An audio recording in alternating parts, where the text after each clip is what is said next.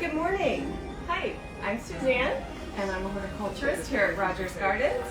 And I just wanted to welcome you to How and When to Fertilize. This is our weekly live chat on a Tuesday morning, and I am going to be explaining just a simple overview, and this is really all you need. A simple overview of fertilizer and a couple of facts. 1, 2, 3, we'll do that. 1, use fertilizer. 2, use it regularly. And 3, if you can, only use organics. So 1, get your fertilizer. And fertilizer can be a little bit confusing if you're not aware of just like, what kind of plants you have, which ones like certain things. But for the most part, if you really are uncertain, you can always use an all-purpose. It's going to be great no matter what.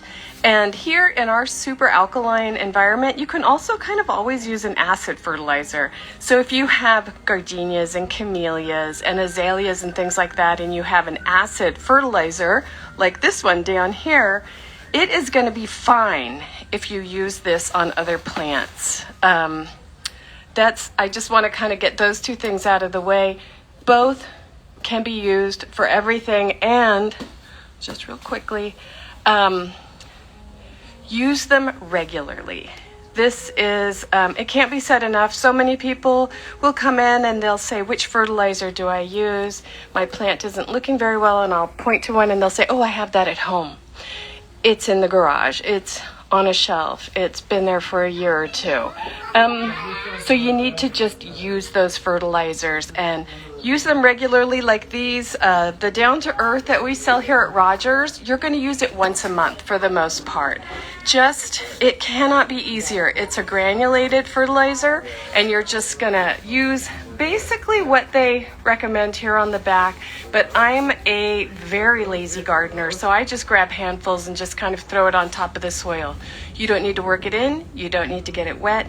That's it. If you want to mix some with some soil while you're planting up, that's great too.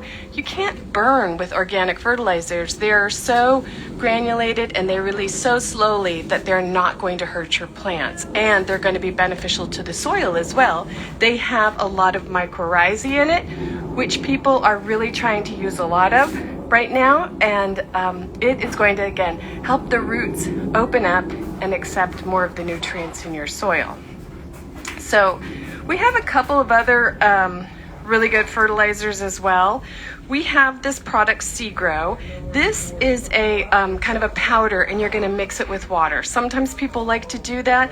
This is a little bit more heavy duty. So if you have some flowering plants, if you have plants that are really nutrient high, like your gardenias, like your bedding plants and things like that, you're going to boost it up with the little Seagrow.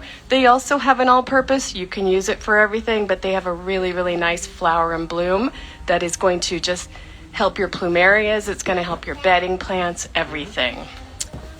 And another super easy product, which I kind of discussed a little last week in getting your soil ready, is the John and Bob's. This is Nourish Biosol. Again, super easy product. This package, I want to say it's good for like 4,000 square feet. So you can tell it's super concentrated, and you can grab handfuls and just throw it like that, or use a spreader and just kind of crank it and throw it all over your lawn or your bedding. It's fabulous stuff. Another thing that we like to recommend, so if you have your roses and you have your flowers and your bedding plants, these kind of go hand in hand here at the beginning of the year with your roses. You're going to use your fertilizer and then put a little Epsom salts in there starting in March. You'll do it March, June, and September.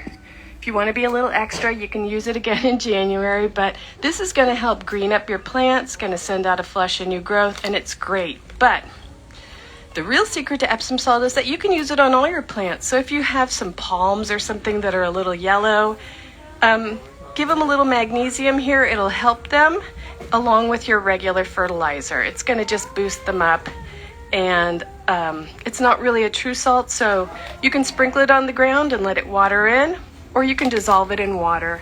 and then just water the plant. Oh, sorry, a lot of lifting here. One of the things that we're also emphasizing right now, a lot of people are buying citrus for their gardens. So citrus is a really high feeder. So we always ask people to not water their citrus too much. That can be a problem, but definitely fertilize them. Citrus work all year long, providing you with that beautiful citrus fruit. So feed them, and feed them every 2 to 3 months, and they will be a lot better. The fruit will be a lot better. The plant will be a lot healthier. And citrus takes a long time to kind of repair itself, so start early and start now, because once your citrus starts looking poorly, it actually takes a quite while to get it back to normal. So there's that. And so here we also have like tree and shrub if you want to do that. We have some beautiful kind of specific, but also again, use that all purpose. If nothing else, just grab a big gigantic bag. We have 25-pound and 50-pound bags. And if you haven't fertilized for a while, you're going to see a big difference in your garden. So use it regularly. And then organics, of course, you want to use organics because it's better for the soil, it's better for your plants, and it's better for the environment around you. Any sort of runoff, you don't want to be having chemicals and things like that go into the water. But also, when you're using something like a systemic fertilizer, not only are you kind of suppressing pests and other things, you're suppressing the good things as well. So if you're using a 3-in-1 rose product that is going to be a pesticide, a fertilizer, and a fungicide, that's really going to do a whammy on your soil. And so while it might look great in the beginning, a little bit down the line, you're going to realize it's not really working, and it's because the soil has just really been depleted of everything, the good, beneficial pests or beneficial bugs, as well as the bad ones. So that's about it. And let's see. Oh, one more thing. We really love the Malibu compost tea. This can be used as a fertilizer once a month. You're going to soak one of the bags in a bucket of water, and you'll just water the plants with it, or you can even use it as a foliar spray. That's going to get nutrients to the plant as well. So that's about it for me. So again, fertilizer, 1, 2, 3, get fertilizer. Use fertilizer and use organics.